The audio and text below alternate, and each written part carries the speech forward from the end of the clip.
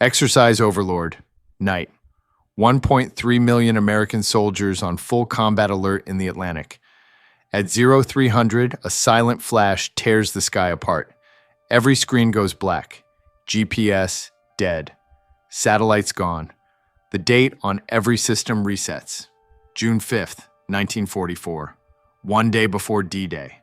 Somewhere across that water, Rommel is sleeping. He thinks the weather is too bad for an invasion. He's wrong. Let's compare what's about to collide.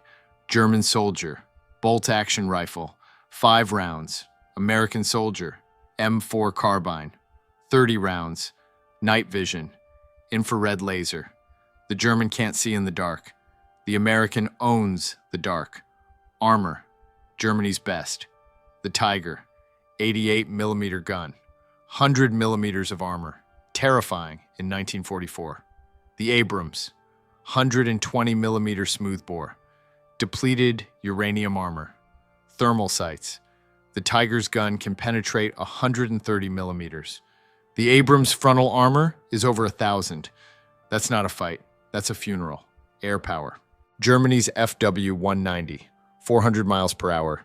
Cannons, F-22 Raptor, Mach 2, stealth, missiles that lock on from 100 miles away. The German pilot will never see what killed him. 0400, June 6th. The Admiral makes the call. Nobody sets foot on that beach until every gun is silent. We have the firepower. Use it. Tomahawk cruise missiles launch from destroyers. 240 of them. They skim the waves, rise over the bluffs, and dive straight into the concrete bunkers of the Atlantic Wall. The Germans never hear them coming. Bunkers that took 2 years to build vanish in seconds. Pointe du Hoc. In our timeline, Rangers died climbing those cliffs to reach the guns on top. 1 missile, 4 seconds, done. B-2 bombers fly at 40,000 feet. No radar in 1944 can see them. They drop laser-guided bombs with 3-meter accuracy, not 300 meters like a World War II bomber. 3 meters. The difference between throwing a rock at a house and threading a needle from orbit. German commanders try to respond. They grab radios. EA-18. Growler aircraft jam every frequency. The Germans hear nothing but static. They try phone lines. The explosions already cut the wires. They're deaf, blind, and alone. Omaha Beach. The most feared stretch of sand in military history. In our timeline, thousands of Americans died in the first hours on this beach. Machine guns cut down boys before they reached the sand. This time, silence. The bunkers are rubble. The machine guns are scrap. Navy EOD teams send unmanned boats to clear the mines. Remote controlled. No sailors in danger. Mines detonate harmlessly. A path opens. The first Marine steps onto Omaha Beach. No bullets, no screaming. He looks up at the bluffs where hundreds died in another timeline. Smoke rises from destroyed positions. He keys his radio. Beach is cold, moving inland. The most anticlimactic moment in military history. And that's exactly the point. Every silent second on that beach is a life saved. But Germany is not finished. Rommel races back to command. The Panzer reserves are Hitler's to release. And Hitler is sleeping. No one dares wake him. Hours pass. 127 tanks sit idle because one man is taking a nap. When Hitler finally wakes and sends the Panzers, it's already afternoon. The 21st Panzer Division rolls toward the beach, expecting to push the Americans into the sea. 2 Apache helicopters rise from behind a tree line. Longbow radar tags every tank instantly. Hellfire missiles launch. The lead tanks explode. Then the middle. Then the rear. The column is burning from end to end. The Apaches are 4 miles away. German guns can't even reach them. A tank commander with an iron cross watches his entire company die in 90 seconds. He drops his pistol and raises his hands. Inland, Special Forces teams have already seized every bridge and crossroad, not scattered paratroopers stumbling in the dark like the original D-Day. Precise insertion by Black Hawk helicopters, night vision, thermal optics. German garrisons wake up to flashbang grenades and men who see through walls. A German officer surrenders. He asks, "What army are you?"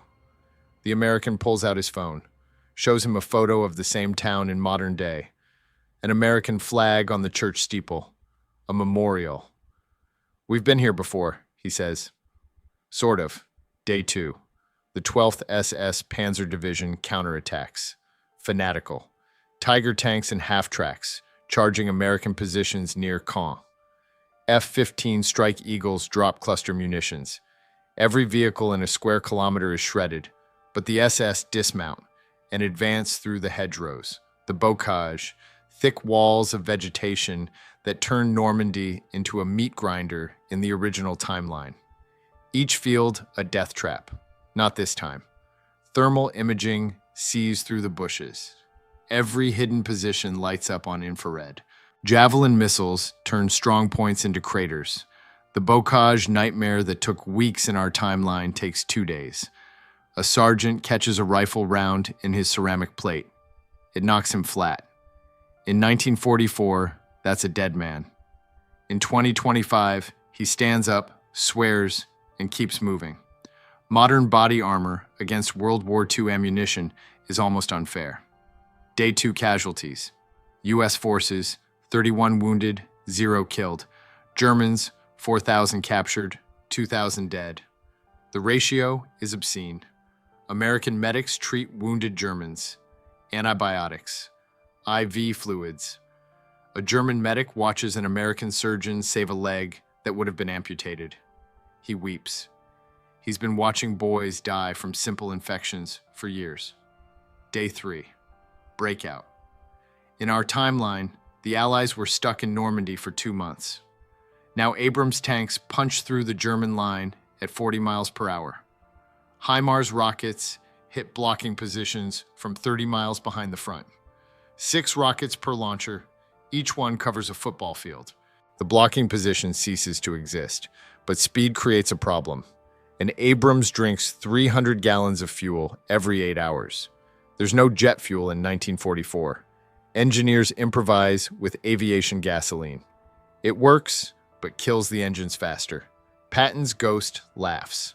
Same problem 80 years later. Fuel, Paris. The French resistance has risen. De Gaulle wants a French liberation. The command agrees. But Delta Force slips in first to secure bridges. An operator diffuses demolition charges on the Pont Neuf with 30 seconds to spare. The Eiffel Tower stands because of wire cutters and steady hands. At sea, U-boats try to intervene. P-8, Poseidon aircraft drop sonobuoys. Every submarine detected in minutes. Homing torpedoes do the rest. 23 U-boats sunk in 48 hours. The Atlantic is an American lake. The Siegfried Line, Germany's western wall. In our timeline, months to crack. B-2 bombers hit it at night. Germans don't know they've been bombed until morning. Combat engineers blow the dragon's teeth. Abrams tanks roll into Germany. Hitler launches 5-2 rockets, the world's first ballistic missiles. Patriot batteries swat them down. Everyone. Werner von Braun watches his wonder weapons die like flies. He starts planning his surrender.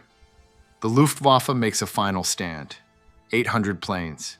Everything they have. 17 F-22 Raptors engage. In 40 minutes, the Luftwaffe loses 400 aircraft. A Messerschmitt pilot lands in a field, surrenders, and asks to see the plane that killed his wingman.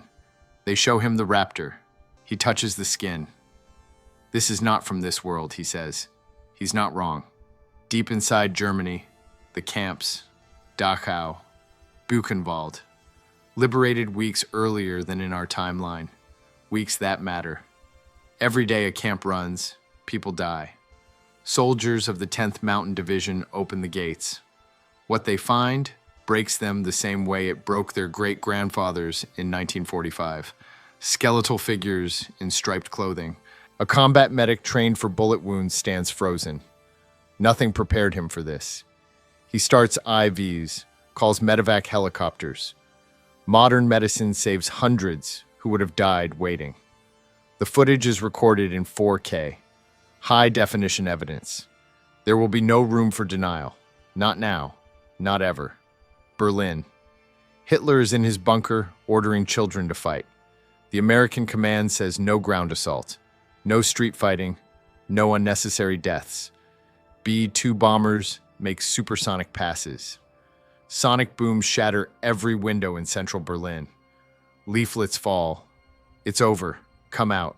You will be treated with dignity. Special operations teams enter the bunker. They know the layout. They've studied it for 80 years. They find him, Adolf Hitler, small, shaking, pointing a pistol at his own head. Hold fire. We're taking him alive. He doesn't get to choose his ending. Not this time. Hitler captured alive. No conspiracy theories. No escape to Argentina. The man who killed millions will stand trial in daylight. The war ends, not May 1945. August 1944, 8 months early. In those 8 months, in the original timeline, 4 million people died. Soldiers, civilians, all sides. In this timeline, they live. They go home. They have children and grandchildren who exist because of a flash of light. American casualties for the entire operation. 212 wounded, 14 killed. Mostly accidents. 14 families get the worst knock on their door. 14 too many. But the original number was 400,000. Now the question nobody wants to ask. What happens next? An army from 2025 knows everything that's coming. The Cold War, Korea, Vietnam, JFK, 9/11, all of it. Do you share the history books? Do you hand over the technology? If Stalin never gets the bomb, is that peace or something worse? A colonel locks herself in a room with history books she packed for leisure reading. They just became the most dangerous documents on Earth. She makes a list. Things to prevent. Things to allow. Things nobody has the right to decide. The list grows. The answers don't. 2 soldiers sit in a German field. One from 1944, one from 2025. The 1944 soldier shows a black and white photo of his girl. The 2025 soldier shows his phone. His daughter's first steps.